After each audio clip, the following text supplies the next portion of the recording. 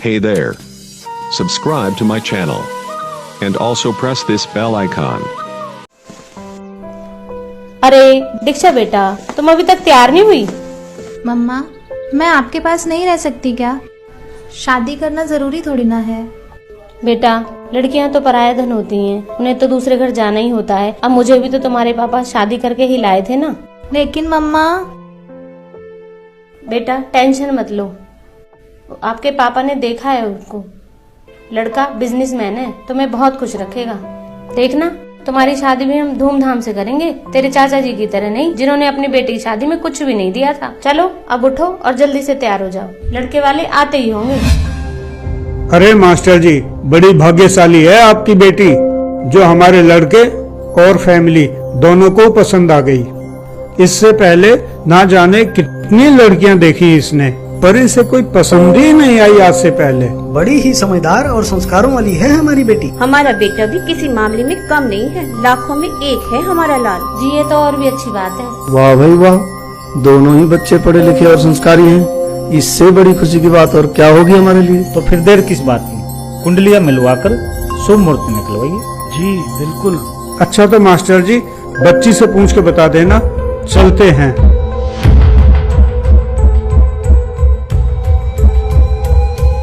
और हाँ मास्टर जी, एक बात और कहनी थी आपसे।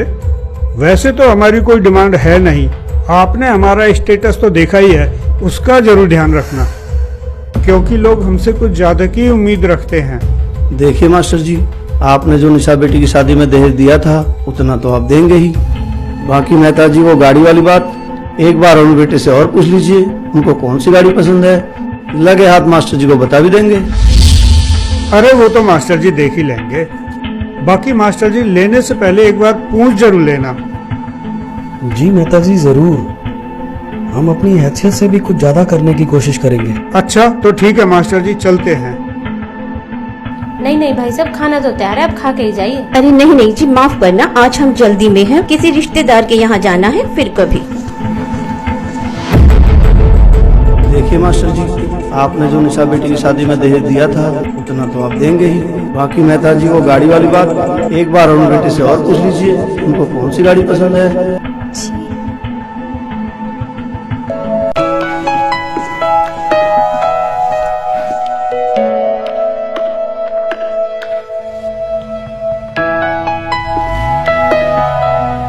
ठीक है तो मास्टर जी, चलता हूँ, इजाजत दीजिए। अरे नहीं शर्मा जी, आप तो खाना खाकर ही जाना। हाँ हाँ शर्मा जी, खाना तो खा के ही जाइए। मास्टर जी, जरूरी काम से कानपुर जाना है, बस आप दीक्षा बेटी की शादी में दहेज की कमी मत छोड़ो। उसकी कोई दिक्कत नहीं है शर्मा जी, आपको तो पता ही है, हमने अपनी बड़ी बेटी निशा की शादी कितनी धूमधाम से की थी।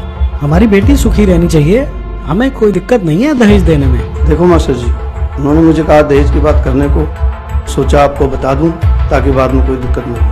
अब आपको तो पता ही है मास्टर जी, वो हाई सोसाइटी के लोग हैं और लड़के भी बिजनेसमैन हैं, जो उनकी डिमांड भी इसी तरह की है। ओके नमस्कार, चलता हूँ।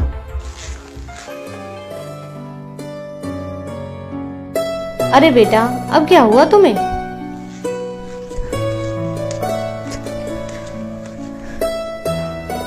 मम्मा प्लीज, नहीं करनी मुझे ये शादी। अरे बेटा, तुम्हें तो खुश होना चाहिए, कितना अच्छा परिवार मिला है तुम्हें। जैसे निशा बेटी की शादी धूमधाम से हुई है, वैसे ही तुम्हारी शादी भी हाई सोसाइटी में होगी, तुम्हारी बहन निशा की तरह। हाँ मम्मा, ऐसी जगह शादी कर दो कि मैं भी रोज रोज मरने की सोचूं दीदी की तरह। दीक्षा बेटा, ये क्या बोल रहे हो आप? मरने की बात और निशा के मन में हो नहीं सकता। हाई सोसाइटी में शादी हुई है उसकी, बढ़िया घर बार है, भला वो क्यों सोचेगी ऐसा? बेटा सच सच बताओ, बात क्या है? हाँ हाँ दीक्षा, बोलो बेटा बोलो। पापा, जिन्हें आप हाई सोसाइटी के और अच्छे व्यक्ति मानते हो, वो एक नंबर के घटिया और लालची लोग हैं। मैं जब पिछले महीने निशा दीदी के घर गई थी तो मैंने देखा। अरे दीक्षा, दीक्षा तू? हाँ दीदी, मैं। और कैसे हो आप? मैं ठीक हूँ, तू कैसी है? बस बिल्कुल ठीक। अंदर आजा। पता है, मम्मा तो मना कर रही थी कि अकेली कहाँ जाएगी, लेकिन मैं मानी ही नहीं। अरे रूपाली जी, हमारी बहू तो कैश, ज्वेलरी, फर्नीचर सब कुछ लेकर आई है। अच्छा, तब तो आपकी मौज हो गई होगी सुनीता जी। हाँ रूपाली जी, जब से हमारे घर बहू आई है हमारी तो मौज हो गई है। आप बताइए। अरे क्या बताएं सुनीता जी, हमारे घर तो ऐसी अभागन आई है कि अपने घर से तो कुछ लाई नहीं। शादी में तो कह रहे थे उम्मीद से ज्यादा देंगे, मगर दिया ही क्या, एक छोटी सी गाड़ी, थोड़ा सा कैश और कुछ ज्वेलरी देकर अपने घर का बोझ हमारे सर पर मढ़ दिया। लो, महारानी की बहन आई है।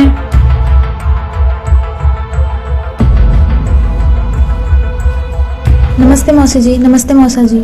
नमस्ते बेटा, आओ बैठो। अरे मेरे कपड़े कहाँ हैं? जी वो तो अलमारी में रखे हैं।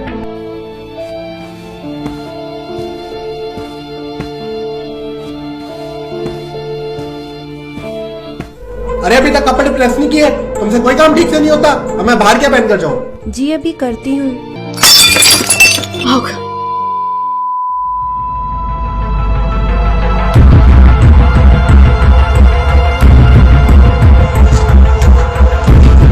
अरे देख कर नहीं चल सकती, करम जली, नुकसान कर दिया। ध्यान कहाँ रहता है तेरा? अरे इसके तो रोज के यही काम है। मेरी किस्मत ही खराब है जो ऐसी वाइफ मिली। नुकसान करने में सबसे आगे और काम करने हाँ।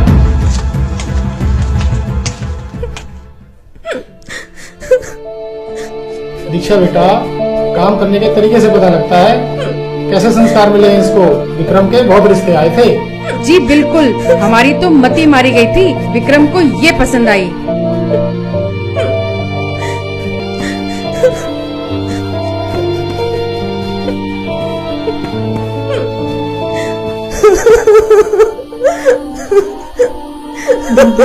क्या आप रोजाना इसी माहौल में रहते हो?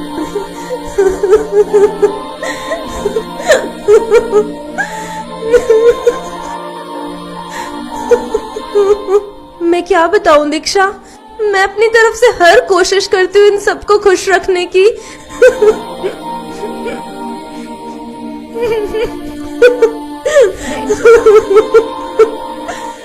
लेकिन इनके ऐसे व्यवहार से कभी कभी मन करता है कि सुसाइड कर लूं, बस ऐसे लोगों से छुटकारा मिल जाए।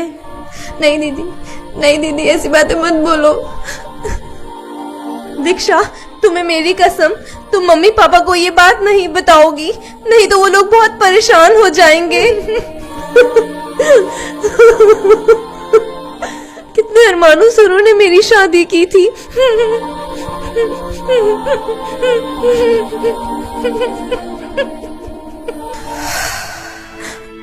हाँ तो पापा जी, क्या ही नहीं कहते हाई सोसाइटी के एजुकेटेड लोग, जिनके अंदर इंसानियत नाम की चीज नहीं होती।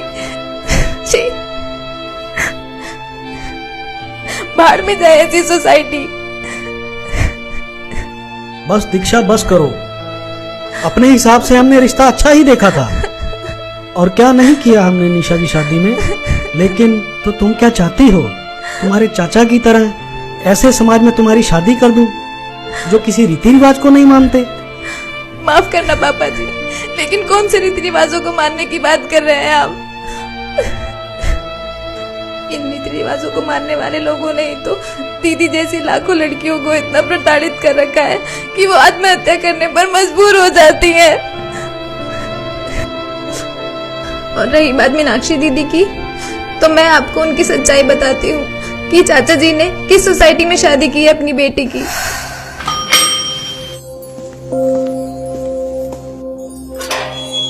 अरे दीक्षा बेटा। जी नमस्ते मौसी जी। नमस्ते बेटा, आओ आओ आओ बेटा आओ।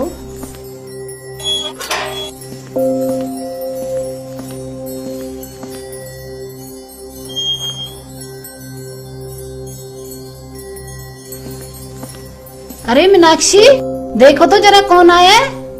बेटा बैठो।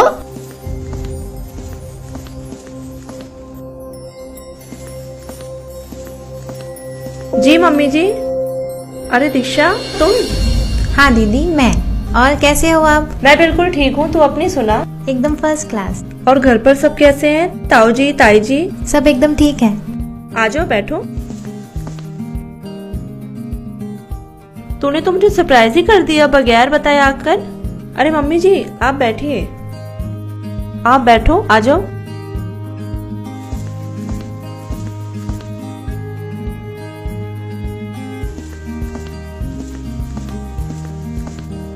और सुना बेटा, घर पर सब कैसे हैं?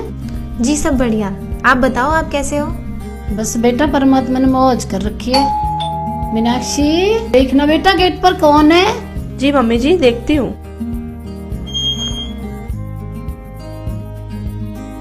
अरे दीक्षा बेटी आई है क्या?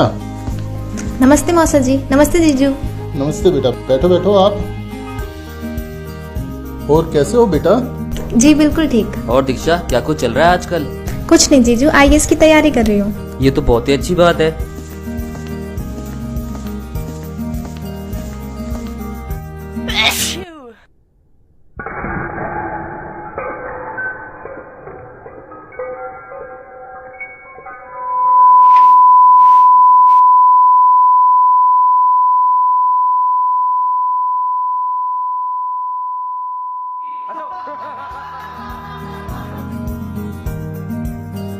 कोई नहीं बेटा, हो जाता है, इसे मैं साफ कर देती हूँ, आप और ले आओ।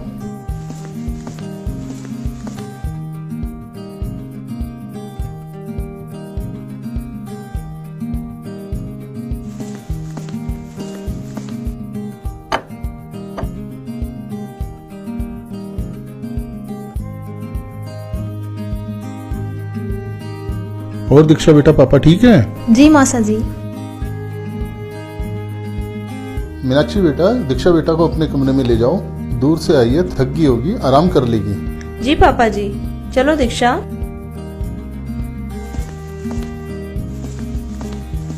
आओ बैठो। और सुना दीक्षा, तेरी पढ़ाई कैसी चल रही है? बिल्कुल ठीक दीदी। अच्छा दीदी, एक बात पूछूं आपसे? हाँ हाँ पूछो। दीदी आप खुश तो हो ना? चाचा जी ने बिना किसी लेन देन व धूमधाम के बिल्कुल साधारण तरीके से आपकी शादी की थी। ये लोग आपको परेशान तो नहीं करते ना? बिल्कुल नहीं दीक्षा, बल्कि इस घर में आकर तो मुझे एहसास हुआ कि यहाँ बहू को भी बेटी जैसा प्यार मिलता है। लाखों रुपए खर्च करने के बाद भी ऐसा समाज, ऐसा परिवार नहीं मिलता।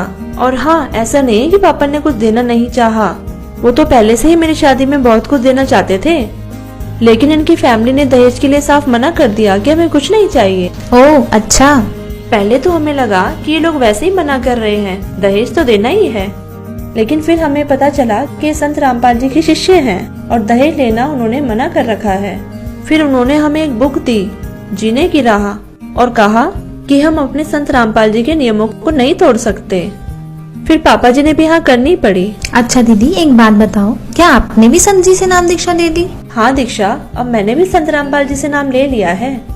दीक्षा, शादी के बाद तेरे जीजू ने मुझे बताया कि संत रामपाल जी क्या ज्ञान बताते हैं। इसके बाद उन्होंने मुझे एक बुक दी, जीने की राह, और कहा इसे पढ़िए। और उन्होंने कहा उनके सत्संग सुनिए और उनके बारे में जितना सर्च करना चाहो करो, और जब आपको लगे कि वह सही है तब आप भी नाम ले लेना। अच्छा दीक्षा, यकीन मानना, जब मैंने संत रामपाल जी का ज्ञान सुना तो मुझे जो भी लगे गुरु मंडलेश्वर, शंकराचार्य, उनसे मैंने संत रामपाल जी के ज्ञान को कंपेयर किया। तब मुझे पता लगा कि हाँ वाकई में संत Rampal ji right way of worship बताते हैं, जिसे वो सभी धर्म ग्रंथों से प्रमाणित करके दिखाते हैं। लेकिन दीदी आपको तो शुरू से ये बाबा वगैरह पसंद नहीं थे, तो फिर? हाँ दीक्षा, सही कह रही हो, हर रोज बाबाओं को लेकर नए खुलासे हो रहे हैं, इसलिए कुछ दिन तो मैंने भी संत रामपाल जी को एक आम बाबा ही माना था। लेकिन जब मैंने उनकी असलियत और ज्ञान को सुना तब मुझे पता चला कि मनुष्य जीवन बार बार नहीं मिलता, 84 लाख योनियों में महाकष्ट है। दीक्षा, संत रामपाल जी पर संदेह करना मूर्खता की पहचान है। ओके। हाँ, फिर जब मुझे हर तरफ से संतुष्टि हो गई तब मैंने तेरे जीजू से कहा कि आप मुझे भी संत रामपाल जी से नाम दीक्षा दिला दीजिए। तब उन्होंने आश्रम ले जाकर मुझे नाम दीक्षा दिलाई। और हाँ, एक और कमाल की बात मैंने ये देखी कि हजारों की भीड़ में मुझे एक भी नशा करने वाला व्यक्ति नहीं मिला। नहीं तो दीक्षा, तुम ही बताओ, इतनी भीड़ में कम से कम बीड़ी सिगरेट पीने वाला कोई ना कोई तो मिल ही जाता है। जी बिल्कुल। हाँ, और फिर इसके बारे में मैंने तेरे जीजू से पूछा, तभी उन्होंने मुझे बताया कि यही तो खासियत है संत रामपाल जी महाराज के अनुयायियों में, कि वे नशा करना तो दूर, चोरी, ठगी, रिश्वतखोरी जैसी बुराइयां करना तो दूर, किसी प्रकार का सहयोग भी नहीं देते। दीदी, मैंने तो यहाँ तक सुना है कि संत रामपाल जी के अनुयायी नशे को हाथ तक नहीं लगाते। हाँ, बिल्कुल सही सुना है तुमने दीक्षा। तुझे पता है, इस घर में मुझे बेटी से भी ज्यादा प्यार मिल रहा है, जिसकी उम्मीद मुझे शादी से पहले 1% भी नहीं थी। और ऐसा सिर्फ और सिर्फ संत रामपाल जी के ज्ञान आधार से ही है। ये तो बहुत अच्छा हुआ दीदी। अब आप लोग ही बताओ, कौन सुखी है? बेटी, आज आपने ये सच्चाई बताकर हमारी आंखें खोल दी। हमने तो कभी सोचा भी नहीं था कि संत रामपाल जी के ज्ञान आधार से इतना स्वच्छ समाज बन रहा है। हाँ दीक्षा बेटा, हमने तो मीडिया के माध्यम से संत रामपाल जी महाराज के बारे में हमेशा गलत ही सुना था, लेकिन वो तो सच्चे संत हैं। काश हमें पहले पता चल जाता तो हमारी निशा बेटी की जिंदगी नरक होने से बच जाती। लेकिन तुम टेंशन मत लो, हम तुम्हारी शादी तुम्हारे चाचा जी की तरह बिल्कुल संत रामपाल जी महाराज के बताए हुए ज्ञान के आधार पर ही करेंगे।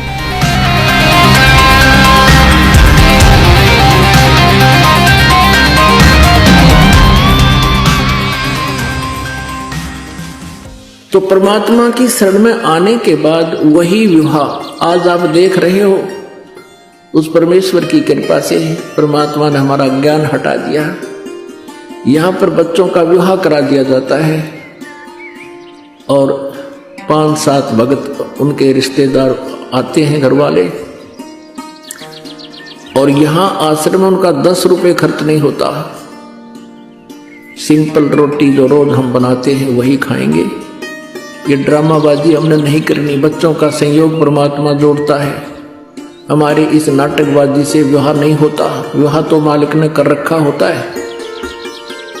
और वचन से बच्चे एक दूसरे से जोड़े जाते हैं। जो लाखों रुपए में विवाह हुआ करता था, यहाँ वो फ्री ऑफ कॉस्ट हो रहा है। तो संस्कार चेंज कर दिए परमात्मा ने। वो हमारा लेन देन खत्म कर दिया और एक न्यारी उमंग होती है ऐसे सिंपल ब्याह करने में। तो पुण्यात्माओं, जिनके संतान नहीं है और ये भक्ति मार्ग जिनको मिल गया, उनको विश्वास भगवान पर हो गया कि जो मालिक कहता वो सही है, उनका कल्याण तो होया पड़ा है। और दूसरे जिनकी दृढ़ विश्वास मालिक पर हो गया, संतान भी है, बच्चा ने भी लाओ लाइन पर, कल्याण उनका भी गारंटीड है। इसलिए इस काल की व्यवस्था से अपने विचारों को ऊंचा उठाओ, परमात्मा पर विश्वास रखो। जो वो करते हैं वो सही करते हैं। मानुष जन्म पाए कर नहीं रटे हरि नाम, जैसे कुआ जल बिना फिर बनवाया क्या काम। दोस्तों, आपने देखा कि जब दीक्षा संत रामपाल जी महाराज से नाम उपदेशी परिवार में जाती है तो ये देखकर हैरान हो जाती है कि देश में ऐसे भी परिवार हैं जो दहेज लेना पाप समझते हैं। कठोर से कठोर कानून बनाने के बाद भी सरकार की नीतियां दहेज लोभियों के सामने बोनी प्रतीत हो रही हैं। लाखों परिवारों को इस दहेज रूपी राक्षस ने बर्बाद कर दिया। संत रामपाल जी महाराज के आध्यात्मिक ज्ञान से दहेज जैसी बुराई ही नहीं बल्कि अन्य बुराइयों का भी अंत होता जा रहा है। दोस्तों, संत रामपाल जी महाराज के भक्ति नियमों पर चलते हुए इनके शिष्यों ने एक मिसाल कायम की है कि न तो दहेज लेंगे और न ही दहेज देंगे। संत रामपाल जी के इस नियम पर चलते हुए एक खुशहाल और सभ्य समाज तैयार हो रहा है। लाखों शादियां बिना दहेज, बिना बाहरी आडंबर के हो रही हैं, जिससे समाज में सुख और शांति स्थापित हो रही है।